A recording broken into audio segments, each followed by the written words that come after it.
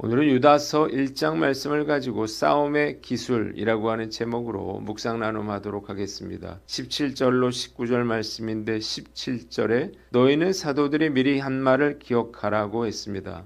유다는 성도들에게 사도들이 미리 했던 경고를 기억하라고 말합니다. 마지막 때에는 정욕대로 행하며 조롱하는 자들이 나타날 것인데 그들은 분열을 일으키는 자며 육에 속했으며 성령이 없는 자들이라는 것입니다. 본문이 우리에게 주는 교훈이 있는데 경고를 기억하라는 거예요. 사도들이 경고한 그 마지막 때가 바로 우리가 살고 있는 시대입니다. 거짓 교사들은 우리 교회의 문턱을 넘어 우리 심령 안으로까지 침투해 들어오고 있습니다. 그들은 말씀의 권위를 조롱하고 주의 몸된 교회를 비방하며 분열을 조장합니다. 자기 정욕을 따라 살면서도 자유라고 하는 이름으로 포장하고 교회 질서를 파괴하면서도 개혁이라고 외치는 사람들이 얼마나 많은지요. 우리는 이 영적 배교의 물결에 휩쓸려서는 안 될 것입니다. 지금은 영적 분별력을 가지고 사도들의 경고를 기억해야 할 때예요. 요즘 정말 신기할 정도로 많은 사람들이 거짓 선지자들에게 빠져서 그것이 진리라고 믿고 있습니다. 그런데 이단만 그런 게 아니에요. 정통교회에도 성도들이 듣고 싶은 말만 전하면서 대중에 영합하며 인기를 누리는 목사들이 있습니다. 한국교회가 큰 위기에 빠져 있다는 사실을 누구나 알고 있음에도 이들은 여전히 축복과 평안을 이야기합니다. 악한 행위를 통해서 부하고 성공한 자들을 축복해주는 목회자들 역시 제대로 된 목사는 못 될 거예요. 이런 자들의 감언이설에 속지 말고 분별할 줄 알아야 하는 거예요. 그러나 이런 거짓 선지자들도 문제이지만 거짓 선지자들에게 속는 성도들도 문제죠. 사실 성도들이 강요가 아니라 자발적으로 이런 행동을 하는 것이기 때문이에요. 욕심을 품은 거짓 선지자가 득세할 수 있는 것은 욕망을 이루려는 거짓 백성들이 있기 때문입니다. 결국 다 같은 사람들이에요. 미혹되지 않도록 분별력을 길러야 하는 것입니다. 결국 거짓 선지자뿐만 아니라 그들을 쫓는 성도들 역시 모두 무서운 하나님의 징계와 심판을 받게 될 것입니다. 목회자들뿐만 아니라 성도들 역시 이런 거짓에 미혹되지 않도록 분별력을 길러야만 합니다. 하나님을 두려워하며 늘 깨어있는 저와 여러분들 되시기를 바랍니다. 두 번째, 20절로 21절인데 21절을 봅니다. 하나님의 사랑 안에서 자신을 지키며 그리스도의 긍휼을 기다리라고 했습니다. 유다는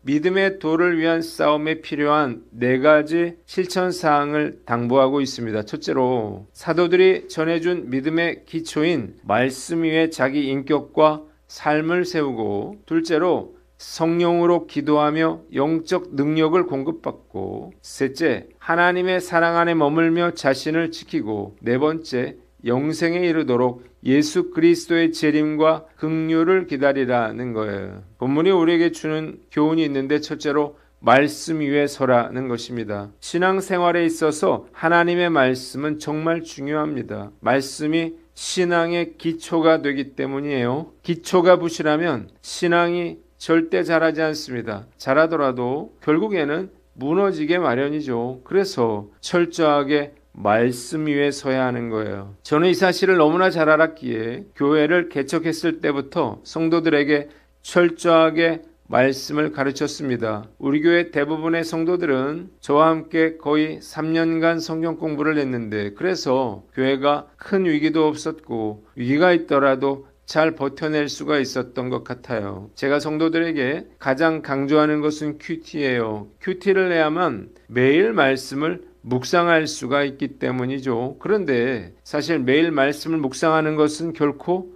쉽지가 않습니다. 꾸준한 연습과 훈련이 필요해요. 저에게 제자 훈련을 받은 분들도 매일 큐티를 하시는 분은 많지 않은데 조금만 방심하면 말씀을 손에서 놓아버리기 때문입니다. 그러나 매일 말씀 묵상은 결코 포기하지 말고 도전해야 할 것입니다. 매일 말씀 묵상이 주는 유익이 너무나 크기 때문이에요. 매일 말씀 묵상에 큰 유익이 몇 가지가 있는데요. 첫째로 세상의 것에 우리의 마음을 빼앗기지 않게 해준다는 것입니다. 말씀 묵상은 영의 일을 생각하도록 만들어 주어서 자연스레 영의 사람이 되게 해줍니다. 최소한의 버팀목이 돼 주는 거예요. 그러나 말씀 묵상을 게을리하면 육의 생각으로 가득 차게 돼서 결국 세상의 것에 마음을 빼앗기게 되는 것입니다. 둘째로 하나님의 음성을 듣는데 도움이 됩니다. 어떤 목사님이 하나님의 음성 듣기에 대해서 이야기하면서 왜 성도들이 하나님의 음성을 듣지 못하는가에 대해서 이렇게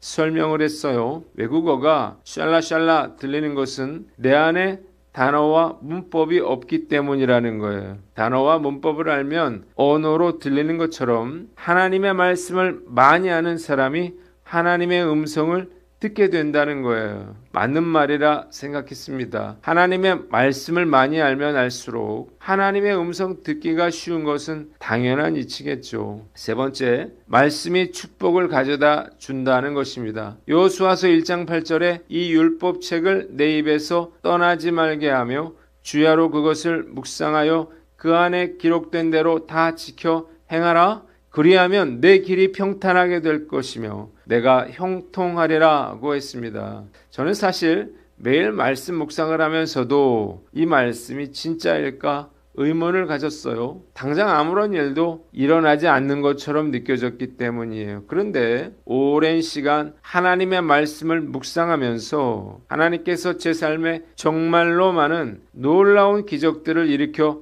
주셨음을 깨닫게 됐습니다. 저와 함께 말씀 묵상을 하시는 분들도 당장 아무런 일도 일어나지 않는 것처럼 보여도 절대로 큐티책을 손에서 놓지 말아야 합니다. 시간이 흐르면요, 결국 놀라운 하나님의 축복을 간증할 수밖에 없는 거예요. 하나님의 말씀은 반드시 성취되기 때문입니다. 이 놀라운 축복이 저와 여러분들에게 함께 하시기를 간절히 기도합니다. 두 번째, 기도를 회복하라는 것입니다. 매일 새벽 기도를 하고 있는 저에게도 사실 가장 어려운 것은 기도예요. 기도를 꾸준히 하기가 쉽지 않기 때문이에요. 저도 형식적으로 습관적으로 기도한 적이 정말 많았습니다.